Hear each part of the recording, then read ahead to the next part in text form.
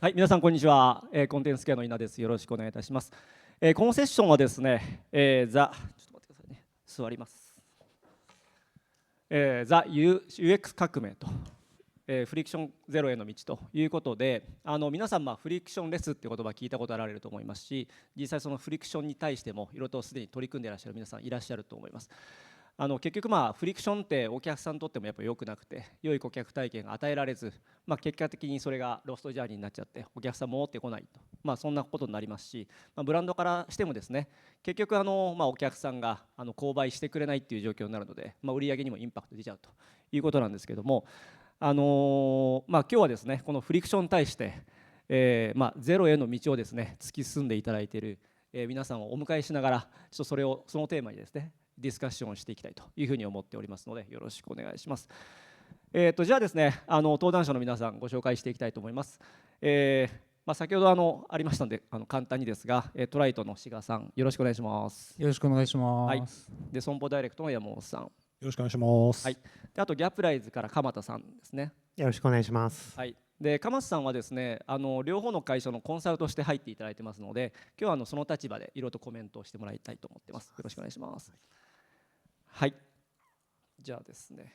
アジェンダなんですけれどもこのようにですね見た感じの通り123というふうに進めていきたいと思ってますのでよろしくお願いします。はい、まずですねそうしましたら自己紹介を、お願いしたいと思いますので、まずこちらは志賀さんの方からお願いいたします。はい、皆さんこんにちは、株式会社トライトの志賀と申します。弊社のはですね、医療福祉関連の、人材業、人材紹介ですねの事業を展開している会社になります。はい、次のページお願いします。どんな領域なのっていうところなんですけど、具体的に言うと看護師とか介護士、保育士、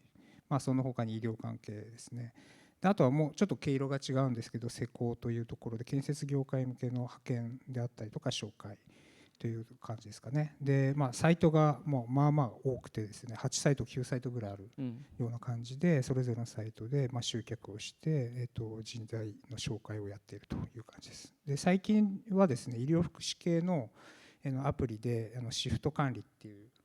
シフトナというアプリを買収しまして、そちらの方でCRM を強化しているという感じでございます。はい、志賀さんありがとうございます。いろんなサービスなり、アプリもありますという話の中で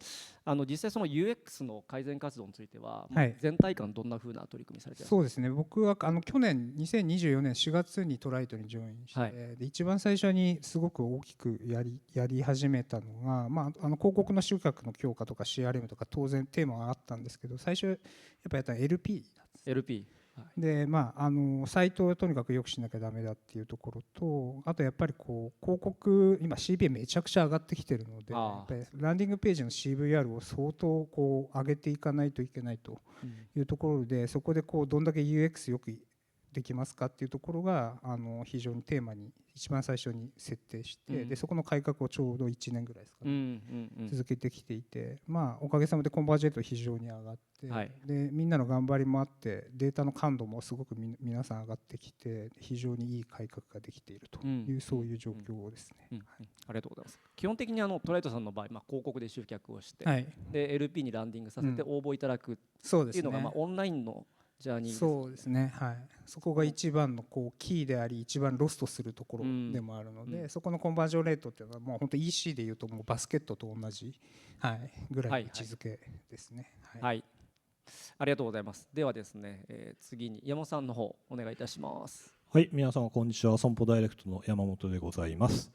弊社はですね、インターネットで自動車保険をですね販売している、損害保険会社でございまして、当社は大人の自動車保険というブランド中心にですね、展開しておりまして、売上は700億強というような会社の規模でございます。昨年10月よりですね、社名を損保ダイレクトという形で、損保ジャパンのブリにですね同居する形でビジネスを推進しております。はい、まずはじめにですね、損保グループについてということでご紹介のスライドになります。こちら今年度から、事業ラインをですね、損保 P&C、P&C ってプロパティ&カジュアリティ、インシュランス、損保っていう意味なんですけども、そのラインと右側の損保ウェルビーイングという形で生命保険と介護ケアの領域という形で、2つの大きなセグメントに分かれています。皆さんご存知かわからないんですけども、海外でもですね、事業を展開しておりまして、損保インターナショナル、これあちらアメリカの会社になりますが、あとはグローバルにですね、ブランチであったり各グループ会社ということで事業を推進しております。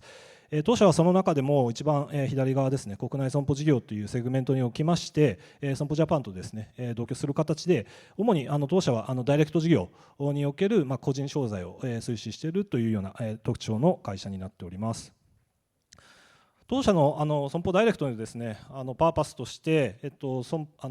いつもにそっと、もしもに安心というスローガンを掲げまして、マーケティング部としましては、やっぱり保険がですね、難しいからとかですね、直感的に安心できる体験に、少しでもですね近づけるようにということで、UX の最適化ということで、この3年程度本格的に着手をしているところでございます。でゆくゆくはですねデジタル、ビジョン、パーパスのところで掲げております、デジタルの保険が当たり前の世界を作ってですね、お客様に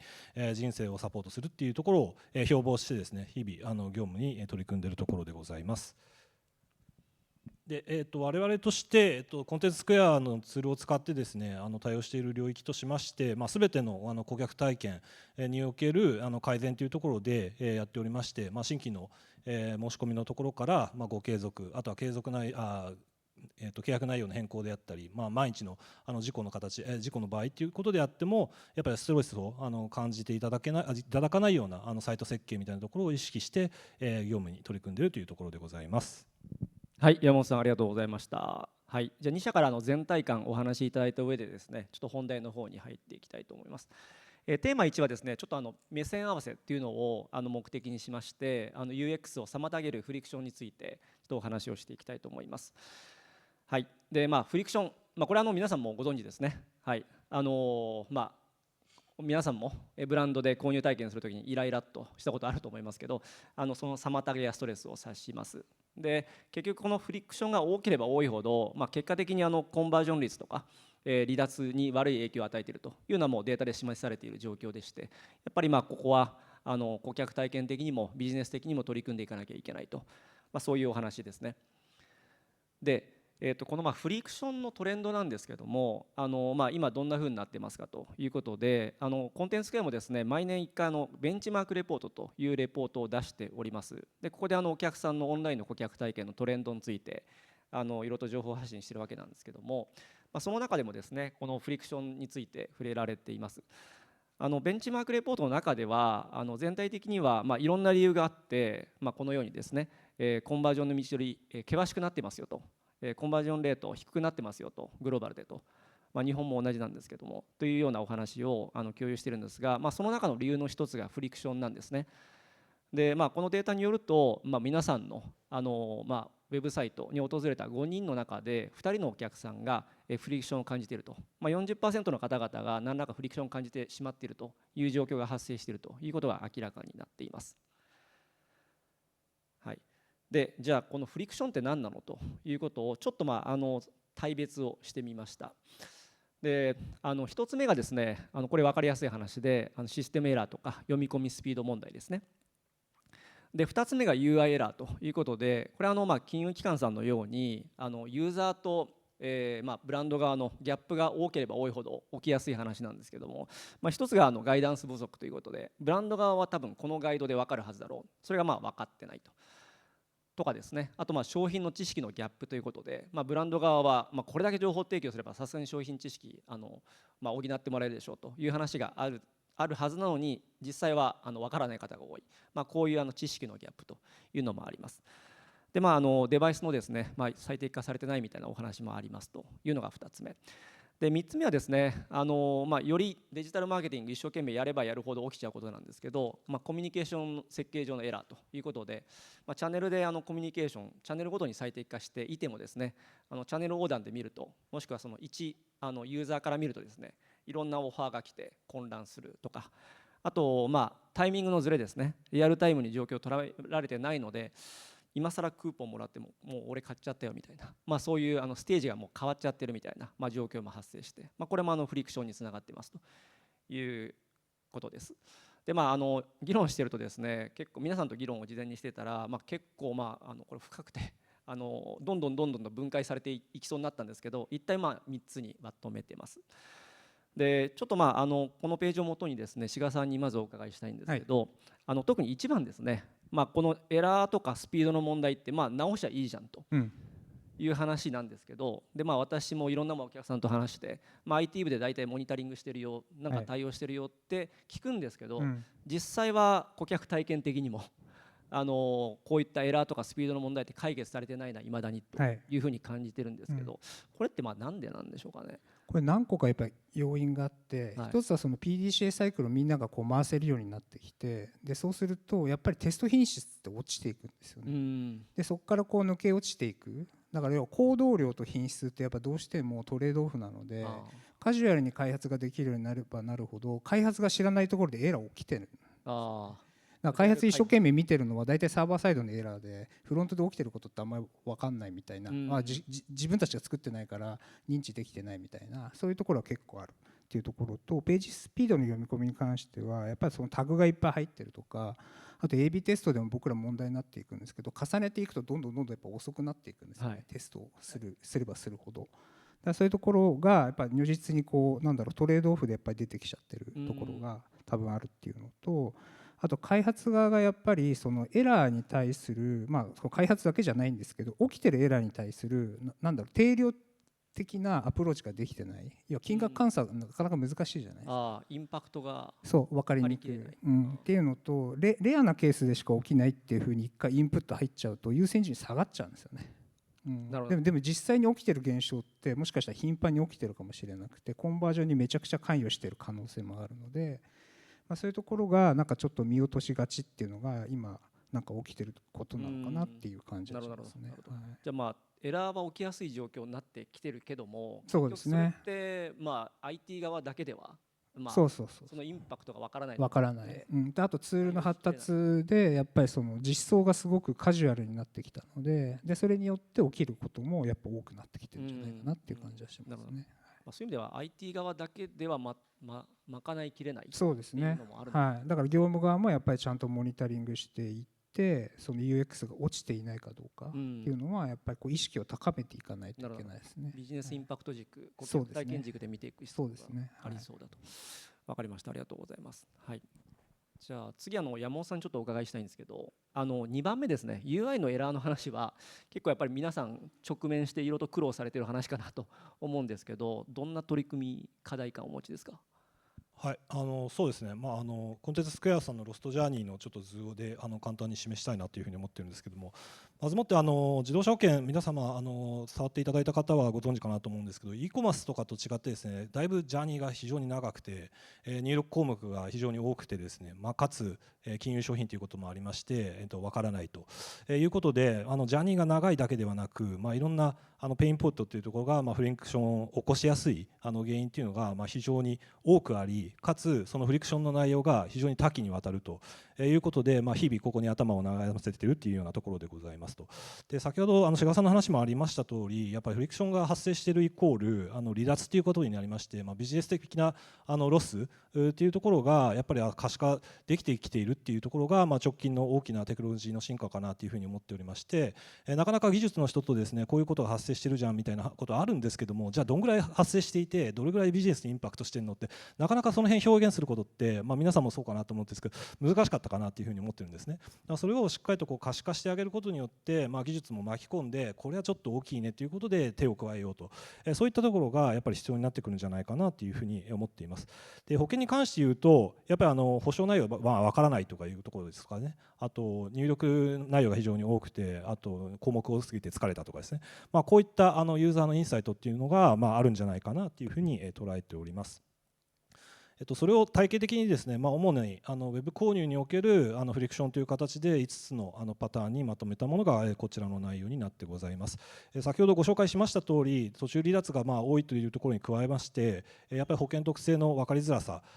と、ここはメーカー側とお客様のギャップというところが非常に大きやすい部分かなというふうに思っておりますし、またあと何をしてほしいかっていうですね、CTA のボタンの配置だとか、そこで呼び込むテキストのメッセージだとかですね、そういったところって非常に細かいところでもあるんですけども、やっぱりより多くトラフィックがあるサイトであれば、それらの 0.1%、コンマ何%っていう数字がビジネスに年間にするとすごいインパクトするよねっていうところが、やっぱりその辺が民主化とともにですね、言語化できているというところは非常に進んでいるんじゃないかなというふうに思っております。あとは技術的なところで、先ほどの志賀さんの話もありましたが、モバイルの視認性が悪かったりですね、スマホに最適化された UI になってないとかですね、ページ速度がそもそも遅くって、イライラしてじゃあいいやって言って離脱するっていう、こういったケースがあるんじゃないかなというふうに考えております。ありがとうございます。今損保ダイレクトさんでいうとこの12345の中で一番課題なのはどれですか？やっぱり技術的なところも忘れてないというか、直近でも今週でもあったんですけども、やっぱりそれ以前に基本的なところというところで2番とかですね3番というところはUI での変更でどうにかできるというところがありますし、1番に関していくとやっぱりフォームをですね一つにするというのはやっぱ開発がかかってくるっていうところで時間がかかってしまうので、優先順位としては2番3番っていうところがビジネスラインでは優先順位が高いところかなというふうに考えています。取り組みやすさの観点も考慮してと。そうですね。いいことですね。はい、ありがとうございます。はい。ということでですね、ありがとうございます。ちょっとまず課題について、フリクションについてお話をしていきました。で、ここからですね、じゃあ実際にこういったフリクションに対してどのように対応ができるのか、対応しているのか、各社さんからちょっと事例お話しいただこうと思います。はい。まずじゃあ、トライトさんの方から、こちらはちょっと鎌田さんの方からご説明お願いできればなと思います。ありがとうございます。はい、じゃあですね、ちょっとトライトさんの方で実際に僕の方で分析させていただいた内容の中で、今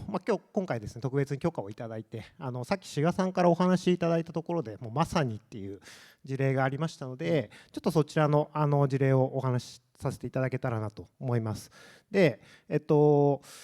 皆さんもエラーをただ発見するみたいなのはいわゆる監視ツールみたいなので発見したりしているところもあるかなと思うんですけど、やっぱりコンテンツスケアここからビジネスインパクト、要は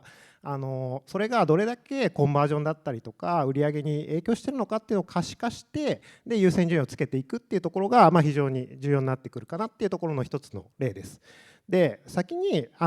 どういうエラーかっていう話を種明かしというかしてしまうといわゆる市区町村を出す時のエラーっていう話なんですけど、これトライトさんの看護師ワーカーのフォームですね。いわゆる LP ですね。はい、で多分多くのフォームで導入されてるかなと思うんですけど、東京都って入れたら下のこの市区町村が自動的に出てきますよ。実はこれ API 叩いてまして、呼んできてるんですけど、ここでエラーが実際出てましたっていうところなんですね。でちょっとその時の実際のユーザー体験がそのまま見れるセッションリプレイというのがありますので、ちょっとそちらを映していただけたらなと思うんですけど、動画映していただいてよろしいでしょうか。はい、これがもうまさにですね実際のユーザーさんが体験していたエラーの動画になります。向かって左側になるんですかね、左側の方に実際にその API のエラーがどんなもんが出てたかみたいなところも出てるんですけど、もうシンプルにですねここで都道府県入れていただくんですけど、下の市区町村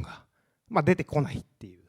要はこういうエラーです。はい、なのでユーザーさんですねこれ市区町村入れないとそもそも先に進めないフォームになってますんで、ちょっと積んでるなという感じになってますというところですね。見つけたら速攻でチャットですね。志賀さんが見つけたらそうですね。はい、見つけちゃいましたというところです。はい。で、動画自体はこういう形になってるんですけど、ちょっと戻していただいてですね。はい。で、エラーを見つけるっていうのは結構さっきの監視でできるかなと思うんですけど、実際このコンテンツスケアを使ってじゃあこのエラーがどれぐらいそのコンバージョンに影響してるのみたいなところを、測っていくと、この該当エラーっていうのは実は21件出てたんですけど、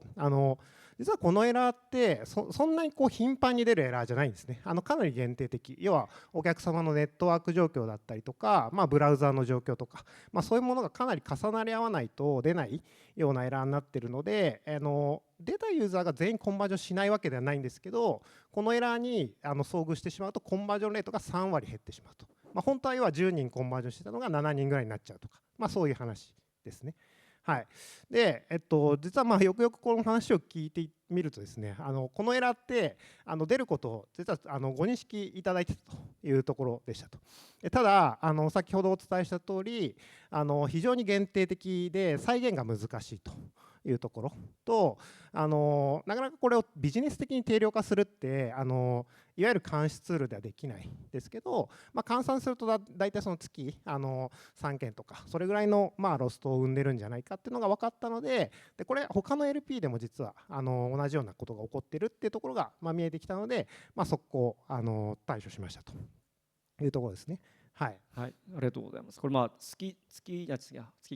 数十件っていう話ですけど、一般的なこの業界の1件の金額的なインパクト CPA 考えるとめちゃくちゃ大きいそう高いですね。ですよね。はい、何十万1件みたいな話なのでだいぶ高いかなというふうに思いますけど、志賀さんどうですか、この辺りの。そうですね、だから今回の件でやっぱすごく良かったなと思ったのは、まずそのセッションでちゃんと証跡がリプレイで残ってますと、でそうすると開発からするとどういう現象が起きてるのかっていうのは分かりやすい、再現性があるっていうところと、じゃあレアケースだよねってよく言いがちなパターンじゃないですか、ああいうのって環境依存ですエラーの件数少ないですからね。で僕表示そういう状況にならないですからっていう話で止まっちゃいそうだったのがやっぱ定量化されているっていうのがすごく大きくて、やっぱああいう系の API エラーって頻繁にやっぱ鎌田さんずっと出てるよね。そうですね、僕多分100サイト以上見てるんですけど、エラーが出てないサイトってないよね。で API も必ず出てんだよね。エラーは出るもの、でそこからやっぱり見つけてくるって行為がすごく大変なんですよね。考えていくと、うまく見つかった、でも基地の問題でした、でも定量化するといやそれなりにインパクトあるよねっていうところで進んだっていうところはすごくいいこと、これ多分ずっと定量化してなかったら放置してる、パターンですね。やっぱりなので離脱を機械損失と捉えてビジネスインパクトをちゃんと見出して対応にうまくつながったっていう事例ですね。はい、ありがとうございます。じゃあ山本さんの方の損保さんの事例についてもお話お願いします。はい、私からも簡単にいくつか事例をちょっとご紹介したいなというふうに思っていますと。でやっぱりフリクションっていうのは、お客様だとか、ユーザーが期待した動きにならないっていうところに、結局はなるのかなというふうに思っていて、非常にさっき志賀さんともお話ししたんだけどイラッとしますよねとそれをいかに低減できるかっていうのは非常に重要だなというふうに思ってますと。で、保険の、我々のサイトではあるんですけども、こういったお手続きの画面っていうのが、これちょっと一部の画面なんですけど下にバーッと長くありますと、でご確認くださいということで、いろいろ書いてあるわけなんですけども、ふむふむなるほどってこう見てまして、あれこれ前のページなんて入力したっけって、仮にユーザーがそういう気持ちになった場合にですね、全てのユーザーではないとは思うんですけども、ブラウザの戻るボタンをですね、押して、不意に押してみましたと、そうなってくると、これがよくあるかなというふうに思っていて、皆さんもいろんなサイト触っててあるかなと思って、この画面出てくるとはあっていうふうに諦めますね。なって、これがフリクションですということで、さっきの API の話もそうなんですけども、やっぱりこのユーザーの意図に沿わないっていうところが、いろんなところで発生してますよっていう、そのちぎって一つ一つっていうのがやっぱりビジネスロスにつながってるよねっていうのが非常に大事でして、こういうことを、やっぱ起こしてると、せっかく、コストをかけてですね、集客してきたり、選んでいただいているユーザーに対してですね、ブランド既存だとかですね、期待の動きをしてもらえないっていうところで、そこの基礎につながっていくというのは非常に多くなっていくんじゃないかなというふうに思ってますと。でそういった部分で、開発を伴わないですね、UI の中でどういうふうにお客様を誘導していくのかっていうところで、やっぱりこういったページ移動のガイド設置をしていくだけでもですね、結構違うんですよっていうご紹介になりますと。で戻るボタンを出して、これブラウザの戻るボタン使えませんよって、これただ書いただけですと。でその結果なんですけども、やっぱりセッション切れの発生率っていうのが特に PC のところで、顕著に下げられたっていうところは成果かなというふうに思ってまして、こういった定量的な成果以上にですね、やっぱりストレスをですね低減できたっていうところは、CX の改善につながっているんじゃないかなというふうに評価しておりますし、やっぱり次のページでの遷移率っていうところも上がったっていうところは一つ良かったのかなというふうに思っております。これ差し込んじゃいますけど、一般的な話としては、IT のエラーなんだから、はい、IT でみたいな話あるじゃないですか。はい、でも結局 IT 側はちょっとリソースパンパンなんで無理ですみたいな話になると思うんですけど、そうじゃなくて、その回避というか対応の仕方としては UI 上でユーザーのそのナビゲーション上でそれを解決したっていうのが一つちょっと面白い話かなと。そうですね、ここはやっぱり AB テストのツールっていうことで、機動力っていうところが重視できるところかなというふうに思っていますので、やっぱり開発でやるべきこととビジネス側でやることっていうところが、以前よりかはですね、分かれて柔軟に対応できるようになってきたっていうところは、強いメリットかなというふうに感じています。続いてはい、2つ目になりますけども、情報整理ということで、保険っていろんな確認してくださいということがですね、皆さんも体験あると思うんですけども、重要事項説明書等とかですね、確認してください、非常に文言が長くてですね、お客様にちょっとストレスを与えてしまっているというケースです。左側がビフォーになってるんですけども、ちょっともじもじしい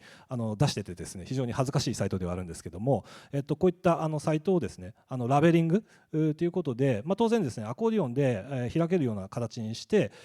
見たいお客様には見ていただけるっていうような設計に変えただけではあるんですけども、やっぱこうすることによって10ページの遷移率というところは高まりますっていうところが確認できましたので、やっぱり全てを表示することが正っていうことではなくって、その中でもどういうふうに見せていくのかって結構ラベリングとか情報整理とかいうところって結構細かいところではあるんですけども、非常に重要なパートかなっていうふうにこちらのデータを見て確認ができましたという事例になってございます。で最後、よくある、今はよくあるところかなと思ってますけども、やっぱ入力強制という形で半角で入れてもらわなきゃいけないところはもうこちら側で半角に強制しますと。で、全角で入れてもらわなきゃいけないものは逆に全角で我々の方で、データに取り込みますっていう、話なんですけども、やっぱメールアドレスだとかユーザー ID とかですね、あとパスワードとか、こういったところって全角で入れていただくとやっぱエラーになるっていうところで、やっぱそこをきちんとユーザーさんに戻してもらうじゃなくてこちら側で強制するっていうような形でいかにユーザーの負担を低減できるかっていうところは結構重要かなというふうに思っています。でこれについては結構如実にデータ出まして、今までエラーが発生してこのページでですね 45% という非常に多いっていうのはあるんですけども、それが10ポイントと下げられたっていうところは大きな成果だったかなというふうに思っておりますと。で合わせてこれコンテンツスクエアのジャーニー分析なんですけども、この赤のところがさっきのページにいたユーザーが内側から外に行くと何回も繰り返しているというところになるので、左側については赤の面積が右に比べると非常に大きいと。つまりこの同じアクションをですね何回も繰り返す方がかなり多かったというところで、右側についてはその面積をですねぐっと下げられたかなというところはCX 改善にもつながったかなと。ただ根本的にはこれ繰り返させないことっていうのが本質的なところなので、それに向けた施策っていうところはまたこれからもですねどんどんブラッシュアップしていきたいなというふうに考えてます。はい、ありがとうございます。ちょっと時間が迫ってきたので若干巻きつつですね、3分ぐらいちょっと延長する前提で最後のパートいこうと思いますけど、はい、今まで個別の事象について、事例お話をいただきました。ただ、フリクションゼロにしていくにはですねちゃんと組織を最適化してで、KPI を設計して PDCA 回していく立ち上げていく必要がありますということで、2社さんの方でですね、そういったその組織的な取り組みどのようにされていらっしゃるのか最後にちょっとお話をいただこうと思います。じゃあこちら志賀さんの方からお願いします。去年とか転職して一番最初にやった大きな変革がこれで EXT 本部っていうのを作ったんですね。でそれまではマーケティング部とか UX 推進部と別の名前だったんですけど、集客する人たちとサイトを運営する人たちと開発する人たちっていうのが別の縦ラインで、縦割りな組織があって、で、そこもセクショナリズムがある程度やっぱ働いているところがあったんですけど、それを一回全部統合しましょうというところで、マーケティング部は広告メインで集客する人たちですね。で UX 推進部っていうのは要はサイトを維持運営改善していく。でこの中に CRM も入ってます。はい、で主な登場人物は集客担当とかディレクターデザイナーみたいなのがいますと。で開発は開発部が当然いますというところで、まず一つの器に全部入れてその中でみんなでちゃんとやっていきましょうっていうふうに変えました。UXD はユーザーエクスペリエンスデザインです。そうですね、顧客体験。だからはい、お客さんにフォーカスした部になりましょうと、本部になりましょうということで、なんだろう、こうセクショナリズム一切なしみたい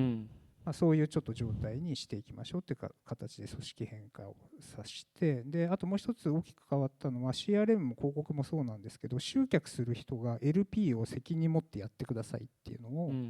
変えたんですね。比較的こう広告で持ってきたらあとよろしくっていう、はいはい、お店まで人を連れてきたらあとお店の中はサイト改善の人たちがよろしくください、よろしくお願いします、はい、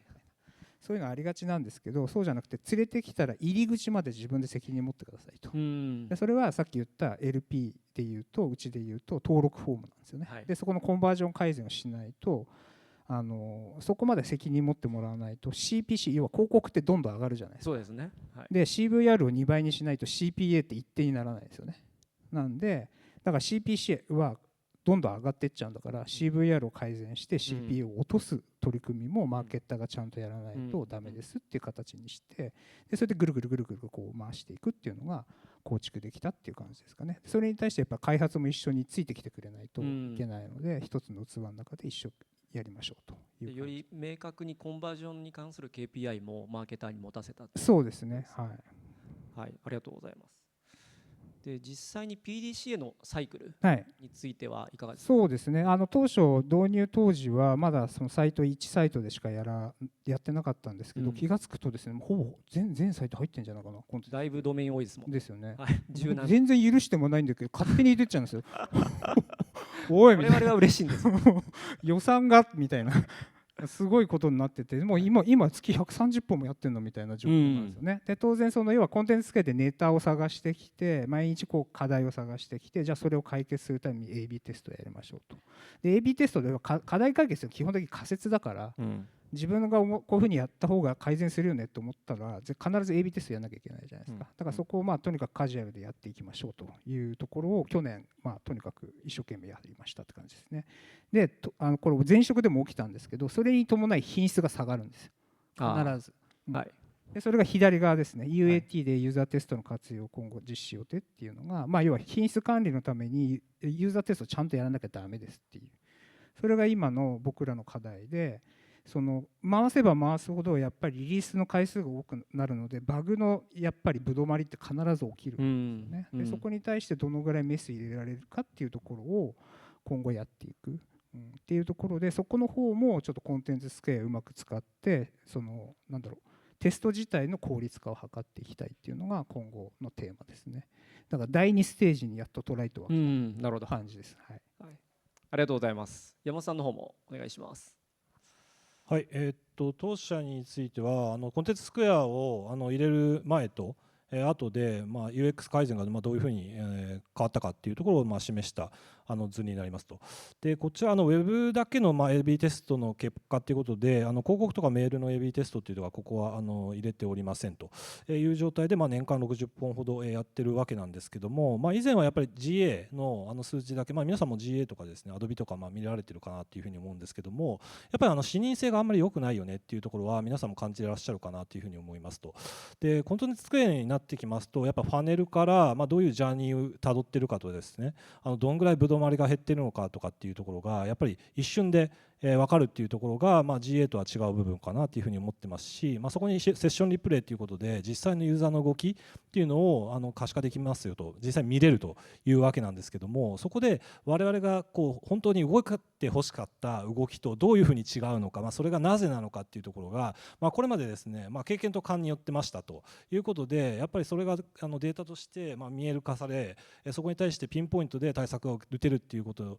になったところは、去年と今年で大きく違う部分かなというふうに思ってますし、それをやっていくことで